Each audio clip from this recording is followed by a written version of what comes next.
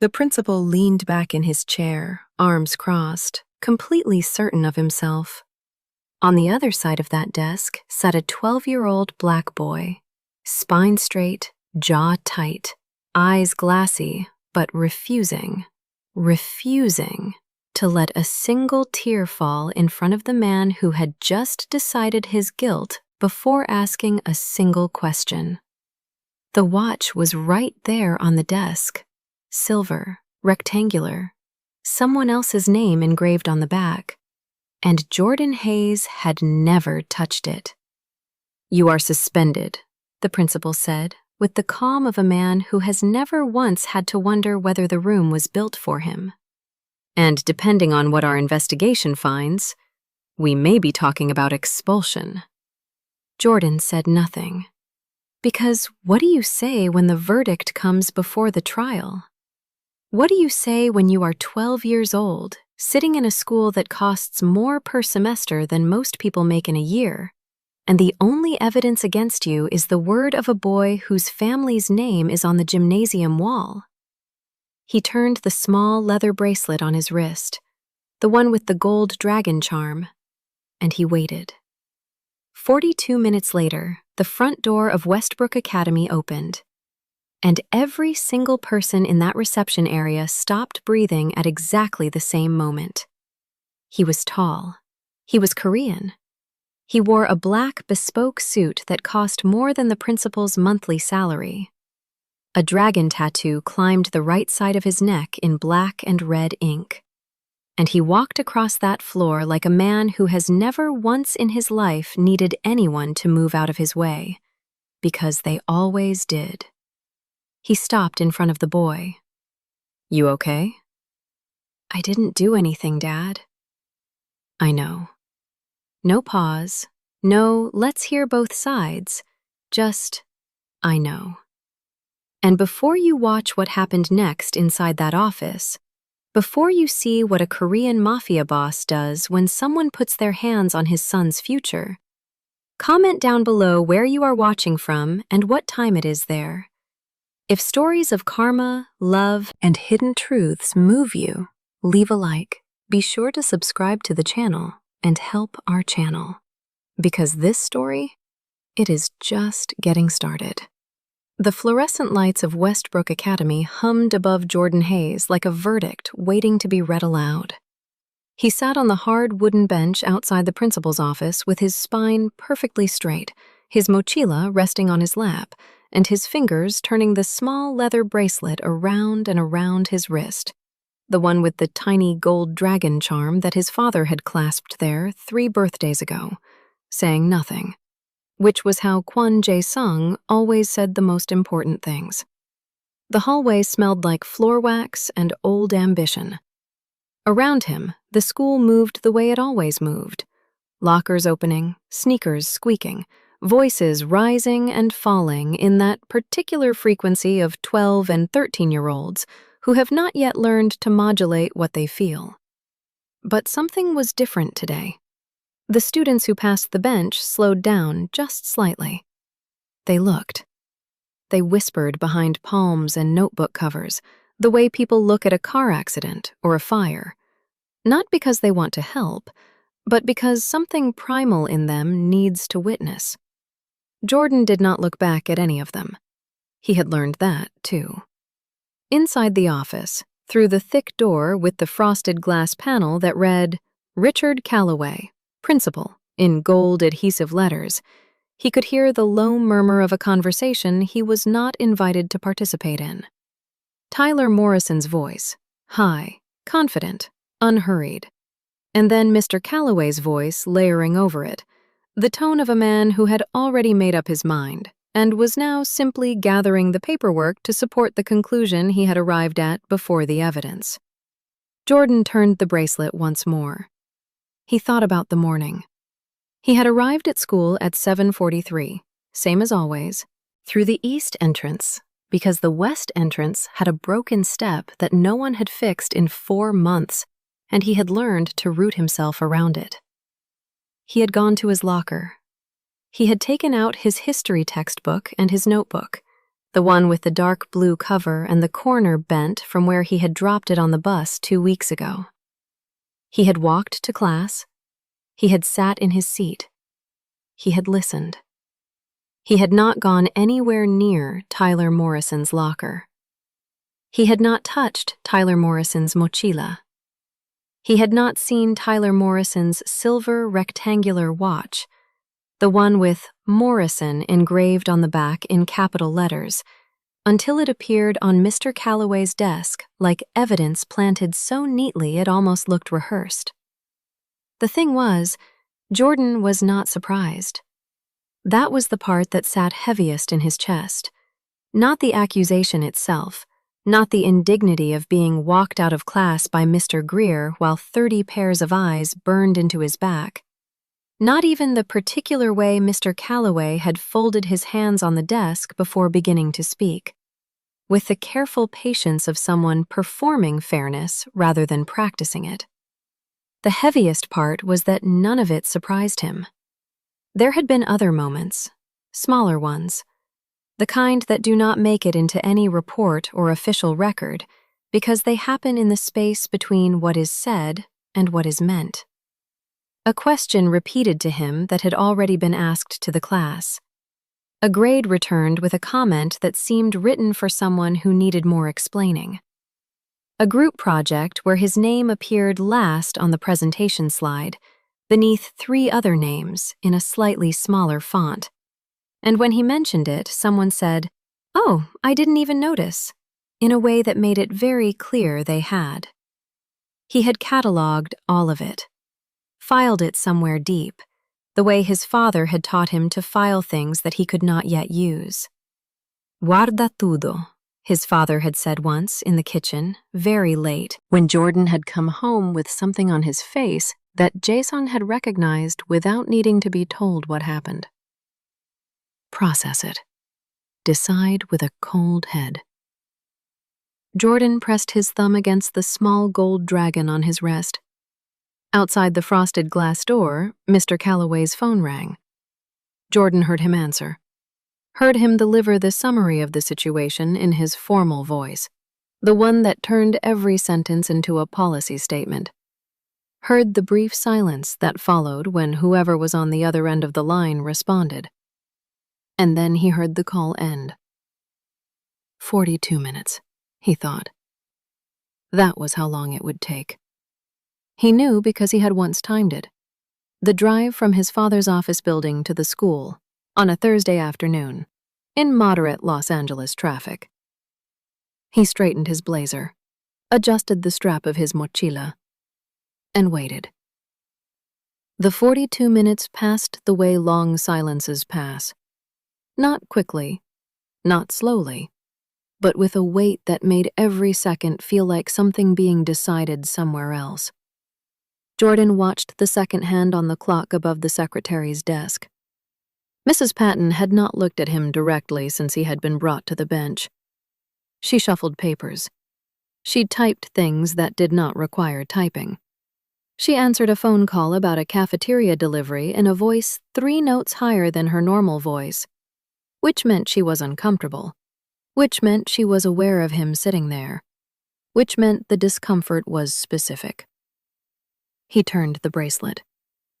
The east hallway emptied as the next period began.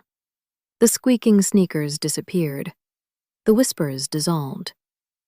What remained was the hum of the fluorescent lights, the distant sound of a teacher's voice rising and falling behind a closed classroom door, and the particular silence of an institution that has already decided something and is now simply waiting for the paperwork to agree. Then the front entrance opened. Mrs. Patton's typing stopped. Not gradually, not as a natural pause. It stopped the way sound stops when something interrupts the frequency. Immediate, total, involuntary. Jordan did not turn his head. He did not need to. He felt the change in the room, the way you feel a drop in temperature before you see the clouds. And he exhaled once, slowly, through his nose. And the tightness that had lived behind his sternum for the last 42 minutes loosened by precisely 1 degree. The footsteps moved across the reception floor without hurry. Each one landed with the full weight of a man who had never learned to make himself smaller in a room, and had no intention of starting. Quan Jung stopped beside the bench. Jordan looked up. His father was looking at him with those dark, still eyes that other people spent entire meetings trying to read and almost never could. But Jordan had spent 12 years learning that particular language, and what he read now was not anger, not worry, not the performance of concern that adults sometimes put on for the benefit of being seen caring. What he read was simpler and more absolute than any of those things. I see you. I know. I'm here. You okay? His father asked. The words were plain. The voice was quiet. I'm good, Jordan said. But I didn't do anything, Dad. I know, Jae-sung said. No pause. No, let's hear both sides. No, I'm sure there's an explanation. Just 2 words delivered with the same certainty with which he might state that the sky was above them and the ground was below. Mrs. Patton appeared at the edge of the inner office doorway, holding a manila folder she had no reason to be holding, her knuckles slightly pale around it. Mr. Quan? Director Calloway will see you now. Jae-sung adjusted the single button of his jacket. He looked at Jordan once more, a look that said, Stay. Be still. This is mine to handle. And walked through the door. Inside, Richard Calloway rose from his chair with the automatic courtesy of a man who had performed this gesture thousands of times, extending his hand across the wide mahogany desk with the practiced confidence of someone who had never once walked into a room and doubted his own authority in it. Jae-sung looked at the extended hand, not with hostility, with the calm, complete disinterest of a man who has decided that this particular ritual is not necessary today. He sat down. Calloway sat down. The Mont Blanc pen in the director's breast pocket caught the light from the window behind him. The one good item in a room full of furniture chosen for impression rather than quality. Jae-sung registered it without expression, and registered also the slightly loosened knot of the wine-colored tie, the barely there tremor in the way Calloway relaced his fingers on the desk surface, the micro-adjustment of posture that people make when they realize, too late, that the meeting they prepared for is not the meeting that is actually happening. Thank you for coming in so quickly, Calloway began. We have a serious situation involving your son and a fellow student. Tyler Morrison, Jae-sung said. Calloway paused. Yes, that's correct. Son of Brian Morrison, Morrison Capital, lead donor to the Westbrook Physical Renovation Fund, fiscal year before last. Jae-sung said it the way someone reads coordinates from a map. Not as accusation, not as threat, simply as the establishment of geography. This is where we are. $340,000. Public foundation filings. The director's fingers tightened fractionally against each other. The family's relationship with the school isn't relevant to the situation at hand. It isn't relevant yet, Jae-sung said. Tell me what happened. Calloway told him. He used the words he had prepared. Protocol, integrity, serious allegation, the academy's responsibility. He placed each word carefully, the way a man places stepping stones across water he is not certain will hold his weight. He mentioned the watch. He mentioned Tyler's statement. He mentioned the decision to suspend Jordan pending further investigation, with expulsion as a possible outcome. Throughout all of it, Jae-sung did not move. He did not shift in the chair.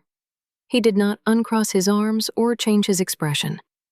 He simply listened, with the full, undivided, slightly terrifying attention of a man who is not listening for the content of what is being said, but for everything that surrounds it. When Calloway finished, the silence lasted 4 seconds. Then Jae-sung placed his phone on the desk. On the screen, a still image, time-stamped, from a security camera. Corridor B, East Wing, 10:17 in the morning. Jordan Hayes, standing at the water fountain, backpack on both shoulders, alone, facing away from the direction of any classroom.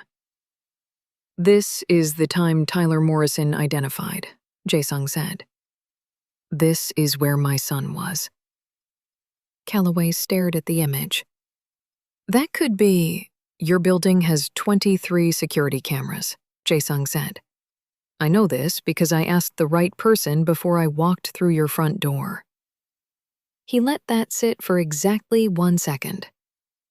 "I would strongly suggest that before any document with my son's name on it is signed, you request the official footage from your own system." Calloway opened his mouth. He closed it. The fluorescent light above them hummed the same way the one in the hallway hummed. Indifferent, continuous, revealing. What Richard Calloway did next would define the remainder of his career at Westbrook Academy, though he did not know that yet. He picked up his desk phone. He dialed the extension for building security, the internal line, the one that connected to the monitoring room on the basement level where a contracted security officer named Pete spent his shifts watching 16 screens and drinking bad coffee from a thermos. Calloway asked, in his most measured, administrative voice, for the corridor footage from that morning. He asked for the timestamp range. He asked Pete to pull it up on the main monitor and to flag anything relevant from the East Wing between 9:45 and 10:30. Pete said he would call back in 10 minutes. Jae-sung said nothing during this.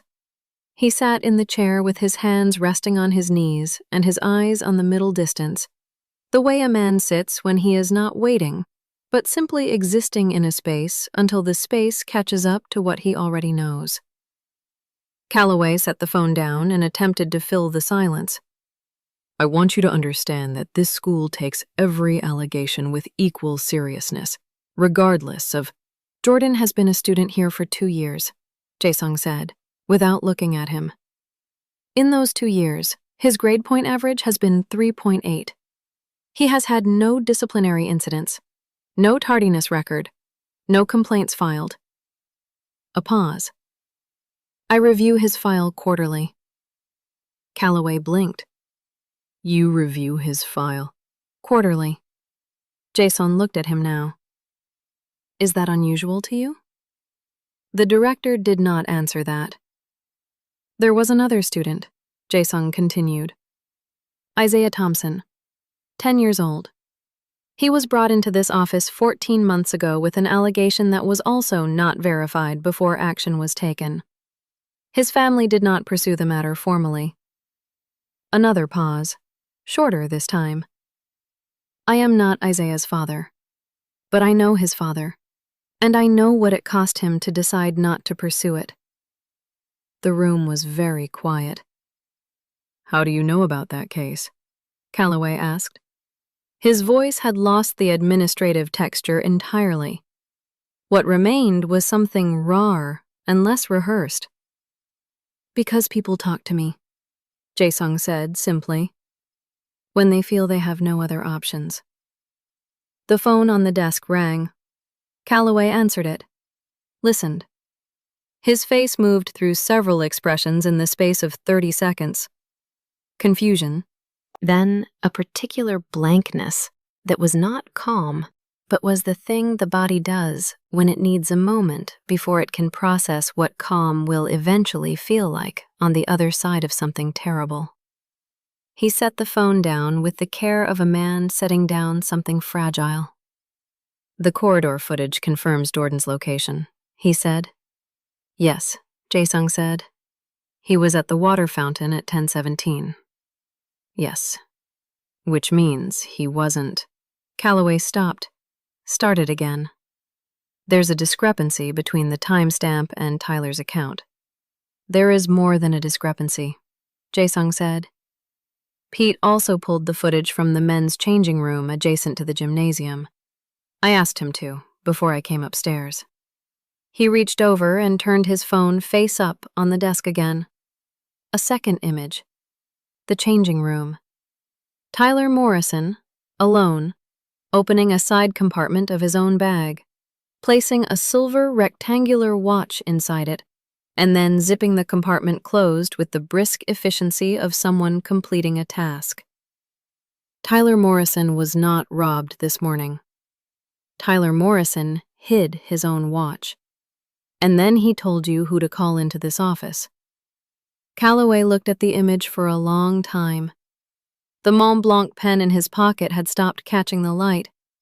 Or perhaps the light had simply shifted, the way afternoon light shifts in Los Angeles when the marine layer begins its slow, daily reclamation of the sky. "Mr. Calloway," Jae-sung said, and now his voice dropped by half a register, which made it not louder, but more present, more filling of the available space, the way low notes on a piano fill a room differently than high ones. "I am going to ask you one question. I want you to think about it carefully before you answer." Calloway looked at him. If the student who had been brought into this office today were not Jordan, if it were any other student, with any other family, and the only evidence you had was the word of a boy whose last name appears on the gymnasium wall, would you have made the same decision? The silence that followed was not comfortable, and was not meant to be. It was the kind of silence that has a shape. It pressed against the walls of the office, and against the space between the two men, and against the frosted glass door with the gold adhesive letters, and against the corridor beyond it, where Jordan Hayes sat on a hard wooden bench with his spine straight and his fingers turning a small leather bracelet around and around his wrist. Calloway did not answer the question, which was, of course, its own answer. Jason stood. He straightened his jacket. He looked at the director with the expression of a man who has received the information he came for and has now decided what to do with it. "Call Jordan in," he said, "and call Tyler Morrison's parents. Today. Before the end of the school day." It was not a request. It was not delivered as a request. And Calloway reached for the intercom button with the hands of a man who understood, finally and completely, the difference. The door opened, and Jordan walked in the way he had walked out of his classroom 2 hours earlier. Spine straight, chin level, the bracelet turning once around his wrist before his hand dropped to his side. He looked at his father first, then at Mr. Calloway, then at the phone on the desk, face up, with the image still visible on the screen. And he understood everything in the way that 12-year-olds understand things when they have been paying careful attention to the world for long enough. Not through explanation, but through the accumulation of detail, the way a picture develops not all at once, but gradually, shape by shape, until the whole thing is simply there and undeniable. Calloway stood. He stood the way men stand when they have been reduced to the oldest and most basic social mechanism available to them, the physical acknowledgement that the person across from them deserves to be met at eye level. He straightened his tie with one hand, the loose knot tightening fractionally, as if the gesture might restore something that had already left the room entirely. "Jordan," he said. The administrative texture was completely gone now. What remained was a man's voice, unguarded, slightly hollowed out. "The footage from our security system has confirmed that you were not in the area Tyler described at the time he described. The suspension is canceled, effective immediately. There will be no further action taken against you, and no record of today's events will appear in your academic file." Jordan looked at him. He did not say anything right away. He let the words land and settle the way his father had taught him to let things land, without rushing toward them, without rushing away from them. He had spent the better part of a morning sitting on a hard bench outside this office, turning a bracelet around his wrist and holding something together inside himself that had wanted very badly to come apart. And now the man who had set all of that in motion was standing behind his mahogany desk, apologizing with the careful economy of someone who was sorry for the consequence of being caught, rather than sorry for the act itself. Jordan understood that distinction too. "Okay," he said. Calloway blinked. He had perhaps expected more. Tears or relief, or the particular brightness that crosses a child's face when an adult admits a wrong. He did not get any of those things. He got 2 letters delivered without tremor by a 12-year-old boy who had decided somewhere in the course of that long hallway walk that his dignity was not going to be contingent on this moment going any particular way. Jae-sung put his hand on his son's shoulder, not heavily, just present. The way the dragon term on the bracelet was present, small, specific, and absolutely certain of what it meant. "There is one more thing," Jae-sung said, looking at Calloway. "Isaiah Thompson, 10 years old. He was a 5th grade student here 14 months ago. He was brought into this office with an unverified allegation, and his family was not given the same standard of investigation that a verified security system would have provided." He paused. "I want a formal written apology from this institution delivered to that family within the week. I want it signed by you, personally, not by the school's legal representative." Calloway opened his mouth. "I also want," Jae-sung continued, without raising his voice, without changing his expression, with the same flat and irresistible calm that had defined every sentence he had spoken since walking through the door. "A revised disciplinary protocol submitted to the school board within 30 days.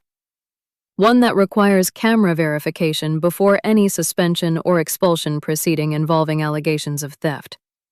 For every student, regardless of whose name is on the gymnasium wall." The last sentence landed the way certain sentences land. Not with volume, but with mass, pressing down on everything beneath it until the shape of the room is slightly different than it was before. Calloway sat down slowly. He picked up the Mont Blanc pen. He pulled a yellow legal pad from the side drawer, and he began to write. They walked out through the reception area side by side, Jordan half a step to his father's left, and Mrs. Patton watched them go with the expression of someone who has witnessed something she will be thinking about for a long time, without being entirely sure what to call it. The manila folder was still in her hands. She had never found a reason to open it. The east hallway was between periods again. The lockers were open. The voices were rising and falling. The sneakers were squeaking against the waxed floor. The corridor did what it always did when Jordan moved through it. It went slightly quieter, the awareness spreading outward from his position like a slow ripple across still water. But something had shifted. It was not dramatic. It was not the parting of a crowd or the sudden recognition of something that had always been there. It was smaller than that and more durable. The way certain changes happen not with announcement, but with the quiet permanence of a thing that has simply become true, and will remain true regardless of whether anyone marks the moment. A girl Jordan recognized from his history class looked up from her locker as they passed. She met his eyes. She did not look away. She gave him the small, specific nod that means, "I see what happened, and I know what it means." The kind of nod that costs something to give and is worth something to receive. Jordan nodded back. Outside, the Rolls-Royce was where it had been left. Black, still. The 2 men beside it straightening almost imperceptibly as the doors of the school opened. The afternoon Los Angeles light fell across the steps in long, warm panels. The marine layer not yet arrived. The sky, the particular shade of blue that only exists at this hour in this city. Clean and enormous, and indifferent to everything happening beneath it. Jordan stopped at the top of the steps. She nodded at me, he said. Not to anyone in particular. Not quite to his father. Just aloud. Because some things need to be said outside the body before they can be properly understood. Jae-sung stopped beside him. He looked out at the parking lot, at the line of cars, at the afternoon light stretching itself across the asphalt. People notice more than they say, he said. Most of them are waiting to see what you do before they decide what they do. Jordan thought about that. Is that why you didn't yell at him? He asked. Calloway. Yelling costs you the room, Jae-sung said. Evidence keeps it. They stood there for another moment. The way people stand at the top of steps when they are not quite ready to descend, when the moment at the top still has something left in it worth staying for. Then Jordan reached up and touched the small gold dragon on his wrist.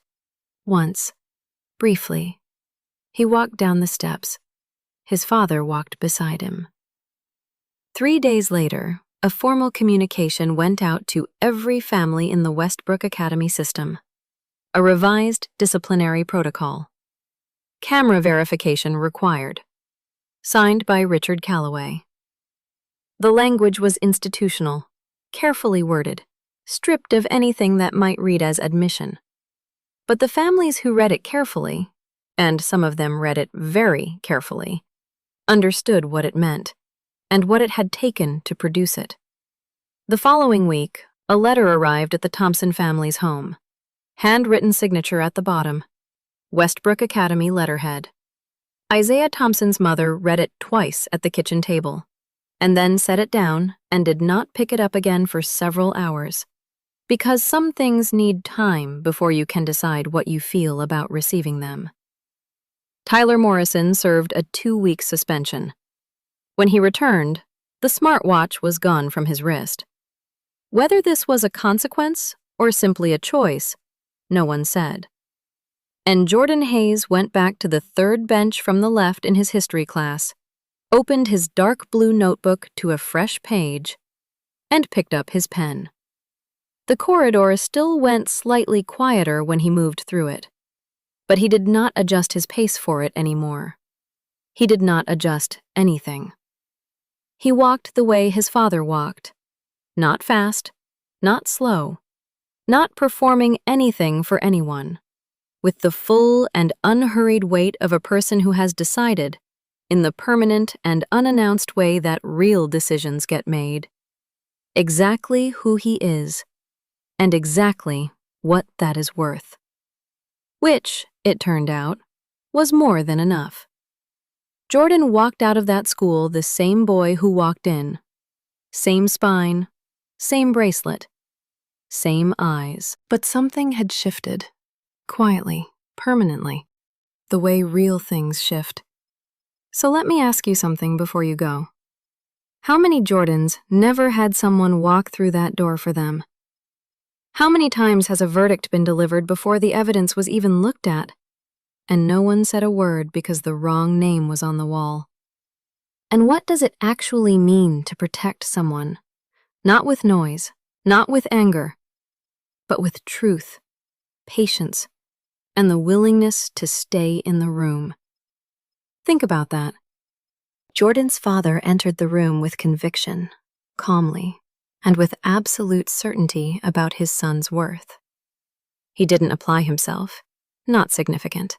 He didn't negotiate, and that child left with his dignity intact. Now I ask you, is there someone in your life who enters the room for you like that? Because many women have spent years waiting for someone to confirm their worth, and they've been adjusting, shrinking, explaining themselves, while their dignity silently faded away. The Woman He Can't Manipulate is the 30-day reset created for women who have decided to be the Jae-sung of their own story. Not the one who waits to be defended, the one who never needs to be diminished again. The link is in the QR code on the screen now, or in the description, or in the first pinned comment. If this story moved you, share it with someone who needs to hear it today. And we will see you in the next one.